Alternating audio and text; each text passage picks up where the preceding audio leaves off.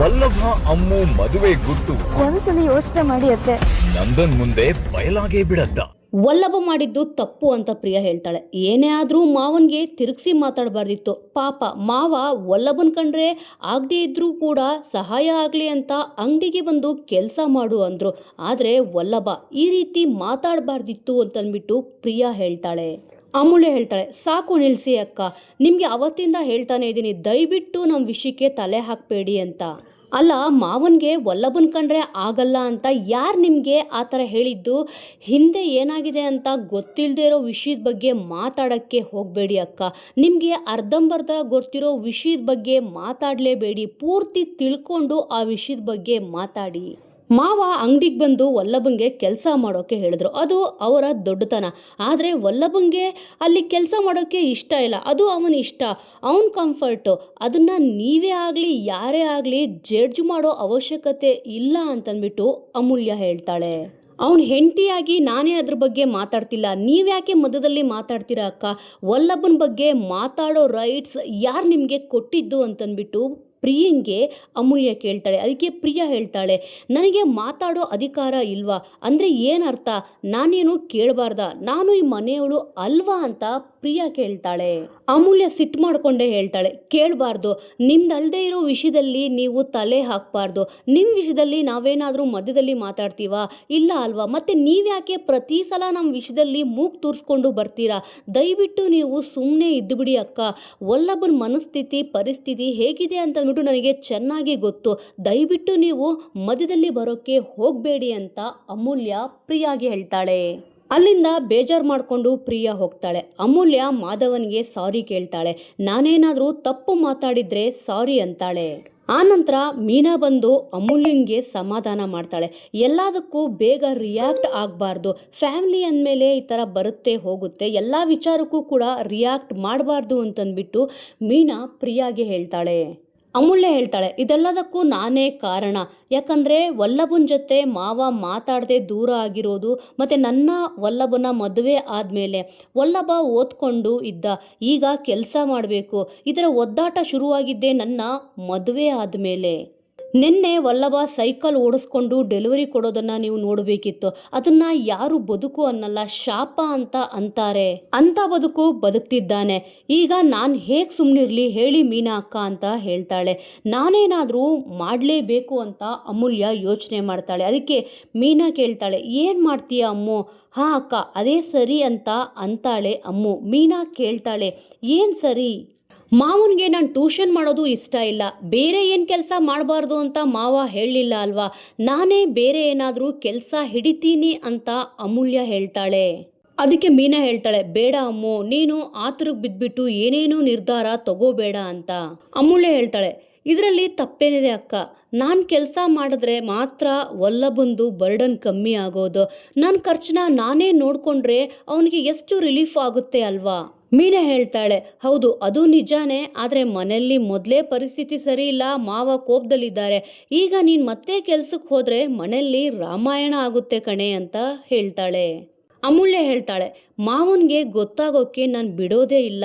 ನನ್ನ ಪಾಡಿಗೆ ನಾನು ಕಾಲೇಜ್ಗೆ ಹೋಗ್ತೀನಿ, ಕ್ಲಾಸ್ ಮುಗಿದ್ಮೇಲೆ ಕೆಲ್ಸಕ್ಕೆ ಹೋಗ್ತೀನಿ ಅಂತ ಅಮೂಲ್ಯ ಹೇಳ್ತಾಳೆ. ಅದಕ್ಕೆ ಮೀನಾ ಕೇಳ್ತಾಳೆ, ಯಾವ ಕೆಲ್ಸಕ್ಕೆ ಹೋಗ್ತೀಯಾ ಅಂತ.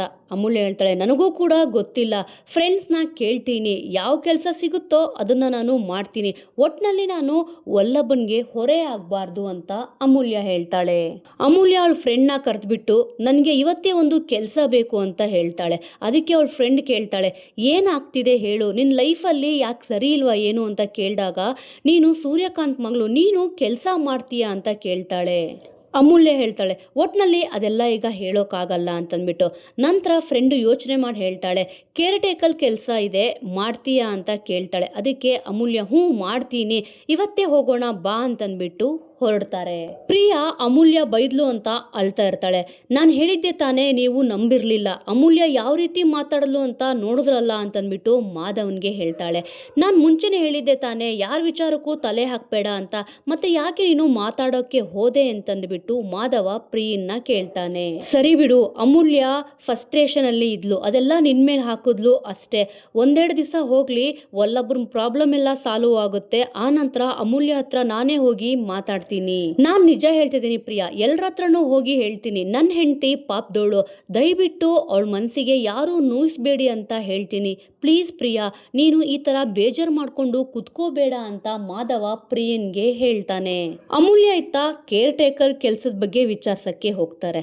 ಅವಾಗ ಇಲ್ಲಿ ಹೇಳ್ತಾರೆ, ಕೇರ್ ಟೇಕರ್ಸ್ ತುಂಬಾ ಜನ ಬಂದ್ ಹೋದ್ರು, 3 ದಿವಸಕ್ಕೆ ಓಡೋದ್ರು, ಅವರೆಲ್ಲ ಯಾಕೆ ಬಿಟ್ಟೋದ್ರು ಅಂತಾನೆ ಗೊತ್ತಿಲ್ಲ, ನೀನು ಇವಳನ್ನ ನೋಡ್ಕೊಂತೀಯ ಅಂತಂದ್ಬಿಟ್ಟು ಕೇಳ್ತಾರೆ. ಅದಕ್ಕೆ ಅಮೂಲ್ಯ ಹೇಳ್ತಾಳೆ, ಮಗು ನೋಡೋಕೆ ದೇವ್ರ ತರ ಕೂತಿದೆ, ಈ ಮಗುನ ನೋಡ್ಕೊಂತೀನಿ, ಏನು ಕಷ್ಟ ಆಗಲ್ಲ, ಆರಾಮಾಗಿ ನೋಡ್ಕೋಬಹುದು ಅಂತಂದ್ಬಿಟ್ಟು ಅಮೂಲ್ಯ ಹೇಳ್ತಾಳೆ.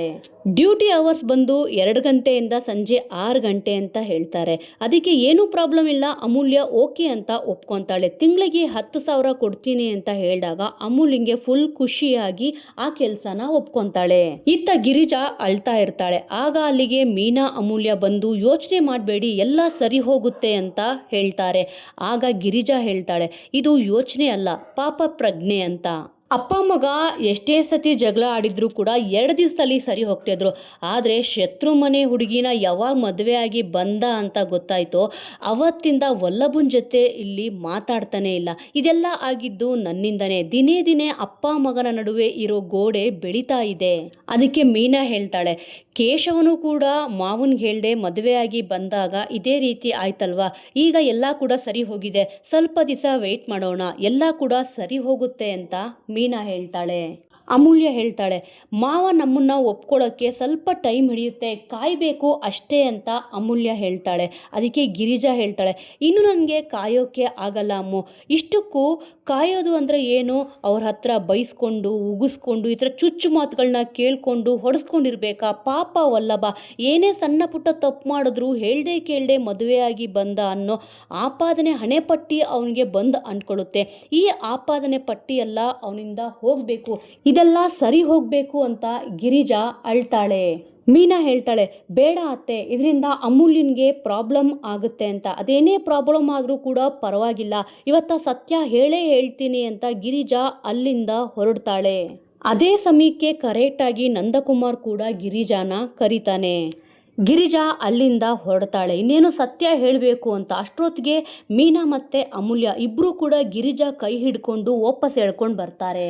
ಮೀನಾ ಹೇಳ್ತಾಳೆ, ನಿಮ್ಮ ಮೇಲಿರೋ ವಿಶ್ವಾಸದ ಜೊತೆ ನನ್ನ ಮೇಲಿರೋ ನಂಬಿಕೆ ಕೂಡ ಹೋಗುತ್ತೆ, ಪರವಾಗಿಲ್ವಾ ಅಂತ ಕೇಳ್ತಾಳೆ. ಆಮೇಲೆ ಕೇಶವನನ್ನ ಪ್ರಶ್ನೆ ಮಾಡ್ತಾನೆ, ಅಮ್ಮ ಅಮೂಲ್ಯ, ವಲ್ಲಭನ ಮದುವೆ ಮಾಡಿಸ್ಬೇಕಾದ್ರೆ ನೀನು ಅಲ್ಲೇ ಇದ್ದೆ ಅಲ್ವಾ, ನನಗೆ ಈ ವಿಚಾರ ಹೇಳಿಲ್ಲ ಯಾಕೆ ಅಂತ ಕೇಳ್ತಾನೆ. ಆಗ ಕೇಶವ ನೊಂದ್ಕೊಂತಾನೆ, ಇದಕ್ಕೆಲ್ಲ ನಾನೇನು ಉತ್ತರ ಕೊಡ್ಲಿ, ಗಂಡ ಹೆಂಡತಿ ಮಧ್ಯೆ ದೊಡ್ಡ ಬಿರುಕು ಬಂದ್ಬಿಡುತ್ತೆ ಅತ್ತೆ, ಇದು ನಿಮ್ಗೆ ಓಕೆನಾ ಅಂತ ಕೇಳ್ತಾಳೆ. ನನ್ನ ಜೀವನ ನಿಮ್ಮ ಜೀವನ ಇಬ್ಬರದು ಬಿಟ್ಟಾಕಿ, ಅಮ್ಮು ಬಗ್ಗೆ ಯೋಚನೆ ಮಾಡಿದ್ದೀರಾ? ಅಮ್ಮು ಮದುವೆಗೂ ಮುಂಚೆ ಬೇರೆ ಯಾರನ್ನೋ ಪ್ರೀತಿ ಮಾಡಿರೋ ವಿಚಾರ ಮನೆಯವ್ರ ಮುಂದೆ ಹೊರಗಡೆ ಬಂದರೆ ಅವಳ ವ್ಯಕ್ತಿತ್ವ ಏನಾಗುತ್ತೆ? ಈ ವಿಚಾರ ಪ್ರಿಯಾ ಅಕ್ಕಂಗೆ ಗೊತ್ತಾಗುತ್ತೆ. ಪ್ರಿಯಾ ಅಕ್ಕಂಗೆ ಗೊತ್ತಾದರೆ ಸುಮ್ಮನಿರ್ತಾರ? ಅವ್ರು ಹೋಗಿ ಅವ್ರ ಅಮ್ಮಂಗೆ ಹೇಳ್ತಾರೆ, ಅವ್ರ ಅಮ್ಮ ಹೋಗಿ ಇಡೀ ಊರಿಗೆ ಹೇಳ್ಕೊಂಡು ಬರ್ತಾರೆ. ಆಗ ಊರವರೆಲ್ಲರೂ ಕೂಡ ಅಮ್ಮ ಬಗ್ಗೆ ಕೇಳಿದಾಗ ಏನು ಮಾತಾಡ್ತಾರೆ? ಅವಳ ಜೀವನ ಚೆನ್ನಾಗಿರಬೇಕು ಅಂತ ತಾನೇ ವಲ್ಲಭನ್ನ ಕಾಡಿಬೇಡಿ ಒಪ್ಪಿಸಿ ಮದುವೆ ಮಾಡಿದ್ದು. ಈಗ ನೀವು ಹೋಗಿ ಹೇಳಿದ್ರೆ ಎಲ್ಲ ಹಾಳಾಗೋಗುತ್ತೆ ಅಂತ ಕೇಳ್ತಾಳೆ. ಅಮೂಲ್ಯ ಹೇಳ್ತಾಳೆ, ಸತ್ಯ ಹೇಳಿದ್ರೆ ಪರಿಣಾಮ ಏನಾಗುತ್ತೆ ಅಂತ ನಿಮಗೂ ಗೊತ್ತು ಅಲ್ವಾ, ವಲ್ಲಭ ಮತ್ತೆ ಮಾವನ ಸಂಬಂಧ ಸರಿ ಹೋಗುತ್ತೆ ಅನ್ನೋ ಹಠದಲ್ಲಿ ಇದನ್ನೆಲ್ಲ ಮಾಡ್ತಾ ಇದ್ದೀರಾ, ಒಂದು ಸಲ ಯೋಚನೆ ಮಾಡಿ ಅಂತ ಹೇಳ್ತಾಳೆ. ಮೀನಾ ಹೇಳ್ತಾಳೆ, ನಿಮ್ಮ ಮಾವನ ಮಧ್ಯೆ ಇಲ್ಲದೆ ಇರೋ ಮನಸ್ತಾಪ ಹುಟ್ಟು ಹಾಕೊತೀರಾ, ನನ್ನ ಕೇಶನ ಮಧ್ಯೆ ಹೊಸ ಮನಸ್ತಾಪ ಬರೋದಕ್ಕೆ ದಾರಿ ಮಾಡಿಕೊಡ್ತೀರಾ, ಅಮ್ಮು ಜೀವನ ಮುಂದೆ ಏನಾಗುತ್ತೆ ಅಂತ ಯೋಚನೆ ಮಾಡದೆ ಮುನ್ನುಗ್ತಾ ಇದ್ದೀರಾ, ಒಂದು ಸಲ ಯೋಚನೆ ಮಾಡಿ, ಸೇತುವೆ ಕಟ್ಟೋಕೆ ಹೋಗಿ ದೊಡ್ಡ ಪ್ರಪಾತಕ್ಕೆ ಬಿದ್ದಂಗಾಗುತ್ತೆ ಅಂತ ಮೀನಾ ಹೇಳ್ತಾಳೆ.